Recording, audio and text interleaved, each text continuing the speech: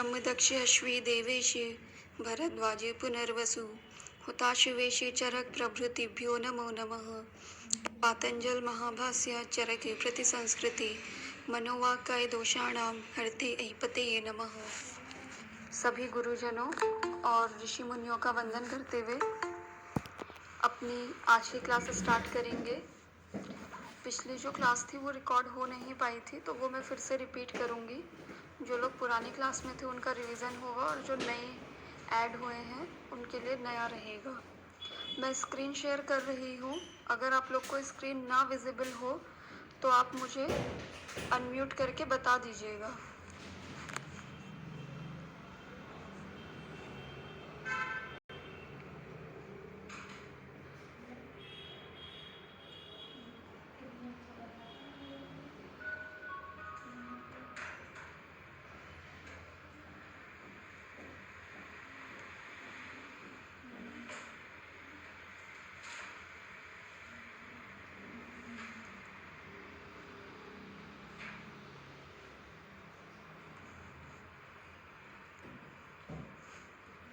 Screen share हो दिख रही है क्या आप लोगों को?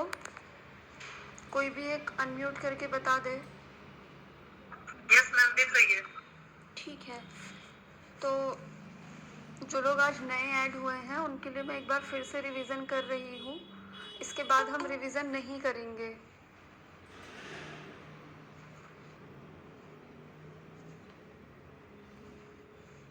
तो जैसे कि चरक संहिता हम पढ़ रहे हैं, उसमें टोटल अध्याय है 120, 8 स्थान है।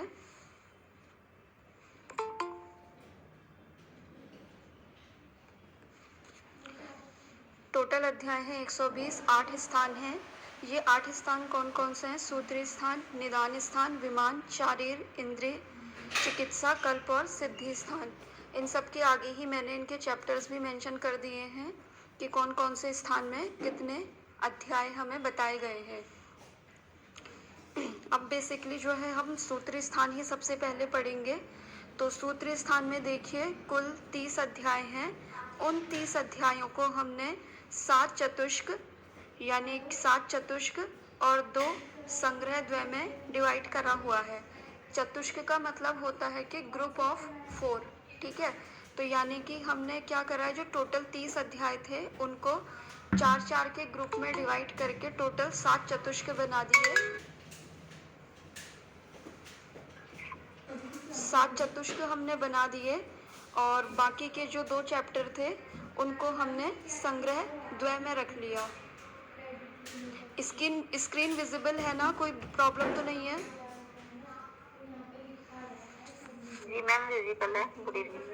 ठीक है, तो सूत्र स्थान में देखिए टोटल 30 अध्याय हैं। इन 30 अध्यायों को हमने क्या करा, 4-4 अध्यायों के 7 चतुष्क में डिवाइड कर दिया और बचे हुए जो 2 चैप्टर थे उनको हमने संग्रह द्वय में रख लिया। अब बात करते हैं कि ये 7 चतुष्क कौन कौन से हैं। तो पहला जो चतुष्क आता है वो है भेषज चतुष्क। इसमें हमारे जो चैप्टर आएंगे वो स्टार्टिंग के 4 चैप्टर आएंगे, यानी कि दीर्घम जीविती अध्याय, अपामार्ग तंडुली अध्याय, नव अपामार्ग तंडुली अध्याय, आरगवधी अध्याय और सड विरेचन सत आश्रिति अध्याय। ठीक है, भेषज चतुष्क के बारे में हम लोग अपनी पहली क्लास में पढ़ चुके हैं और इसकी रिकॉर्डिंग भी अवेलेबल है, तो इसको मैं ज़्यादा डिस्क्राइब करूँगी नहीं। अभी हमारा जो करंट में चल रहा है वो है स्वस्थ चतुष्क। ठीक है, स्वस्थ चतुष्क में हमारे जो चैप्टर आते हैं वो आते हैं 5 से लेकर के 8 तक के चैप्टर, यानी कि 5th चैप्टर कौन सा है, मात्रा शीति अध्याय, फिर तस्य अशीति अध्याय, नावेग धारणी अध्याय और इंद्रिय उपक्रमणी अध्याय।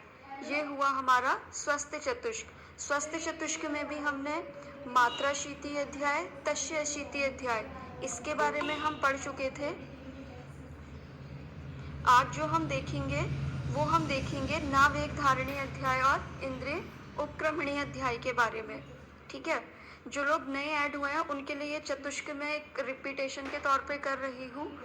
तो निर्देश चतुष्क जो है उसमें क्या है, 9, 10, 11, 12 ये वाले अध्याय आएंगे। कल्पना चतुष्क में 13वां अध्याय, 14वां, 15वां और 16वां अध्याय आएगा। रोग चतुष्क में 17 से लेकर के 17, 18, 19, 20 4 चैप्टर आएंगे। योजना चतुष्क में 21, 22, 23, 24 ये 4 चैप्टर आएंगे। और अन्नपान चतुष्क में 25, 26, 27, 28 ये वाले अध्याय आएंगे। और लास्ट के जो तो 2 चैप्टर हैं 29 और 30 वाले, वो आएंगे हमारे संग्रह द्वय में। ठीक है, तो देखिए हर एक चतुष्क की क्या है, अपनी एक मीनिंग है। तो आप उसकी मीनिंग भी समझेंगे तो भी आपको एक चीज़ें क्लियर हो रही होंगी। जैसे भेषज चतुष्क है तो उसमें टोटल क्या है कि भेषज का ही वर्णन हमें देखने को मिलेगा। स्वस्थ चतुष्क है तो स्वस्थ चतुष्क में जो 4 चैप्टर हैं उसमें हमें कुछ ऐसी चीज़ों के बारे में देखने को मिलेगा जो कि क्या है कि स्वस्थ रहने के लिए यानी कि हेल्दी रहने के लिए फॉलो करनी ज़रूरी है। फिर बात आती है निर्देश चतुष्क की, उसमें वो हमें क्या देंगे, आचार्य कुछ गाइडलाइंस बताएंगे, क्योंकि अल्टीमेटली करनी तो हमें चिकित्सा ही है ना। चाहे हम wellness as a wellness coach work करें या फिर हम एज अ डॉक्टर ट्रीट करें बीमारियों को, करना हमें कुछ ना कुछ एक गाइडलाइन दी जाएगी उनकी तरफ से कि किस तरीके से आप अपनी प्रैक्टिस को अच्छा कर सकते हैं। तो उसके लिए उन्होंने हमें कुछ निर्देश दिए हैं। जैसे लिखा रहता है ना, किसी भी जगह हम जाते हैं तो यहाँ के ये दिशा निर्देश हैं, यानी कि ये यहाँ की गाइडलाइंस है या फिर कुछ पॉइंट्स हमें दिए जाते हैं। तो वो कुछ निर्देश दिए गए हैं हमें निर्देश चतुष्क में। ठीक है, जिसमें कि खुंडाक चतुष्पाद अध्याय आता है, महाचतुष्पाद अध्याय आता है।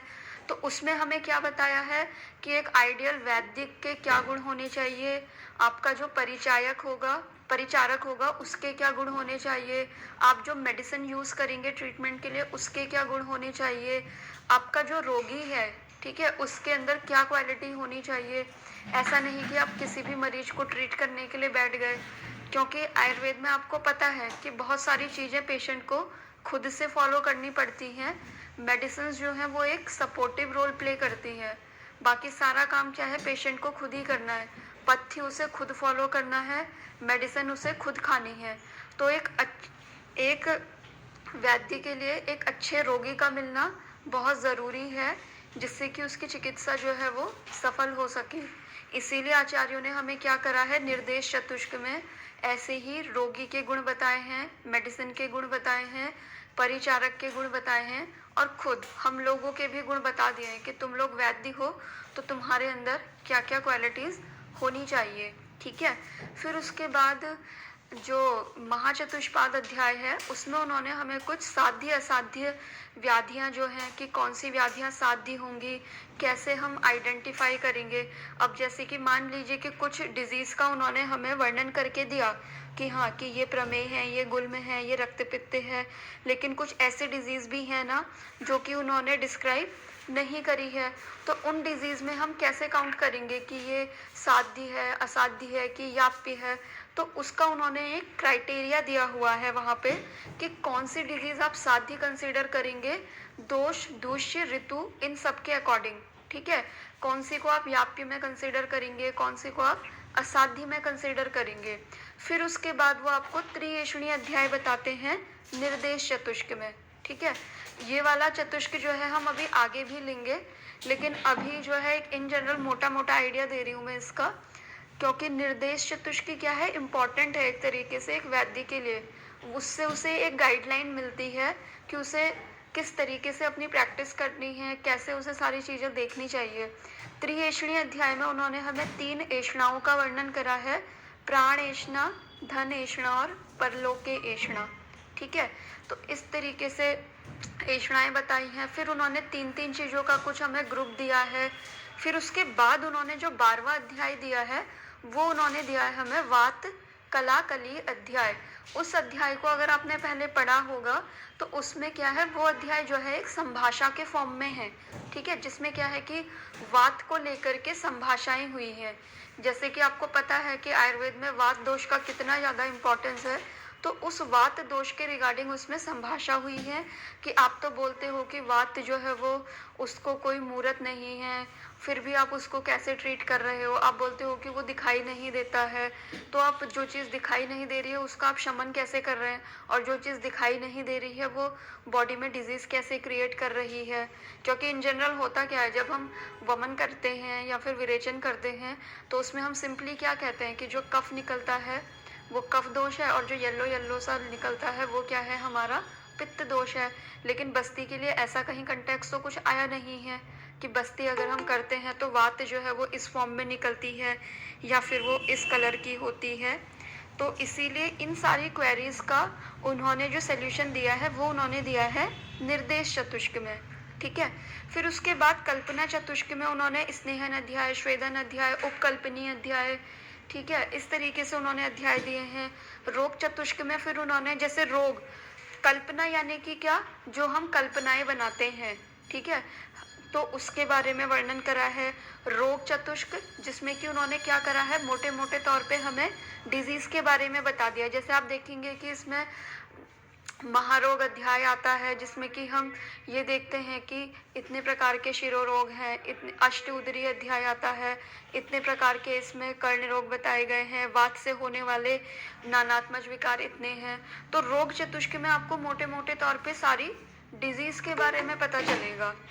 ठीक है, अभी देखिए आप चिकित्सा स्थान हम पहुंचे नहीं हैं, फिर भी अगर हम सूत्र स्थान पढ़ेंगे तो वहां पे भी हमें रोग चतुष्क के अंदर डिफरेंट काइंड के रोगों के बारे में पढ़ने को मिलेगा। फिर आता है योजना चतुष्क। योजना चतुष्क यानी कि क्या, योजना यानी कि एक तरीके से युक्ति। ठीक है, युक्तिश्च योजना उच्यते, ऐसे करके एक कोटेशन आती है ना। युक्ति को हम क्या बोलते हैं कि युक्ति मतलब क्या, किसी भी चीज की एक योजना बनाना। ठीक है, जो हम मेडिसिन की बनाते हैं, किसी भी चीज़ की बनाते हैं, वो वाली चीज़ें आपको योजना चतुष्क में देखने को मिलेगी।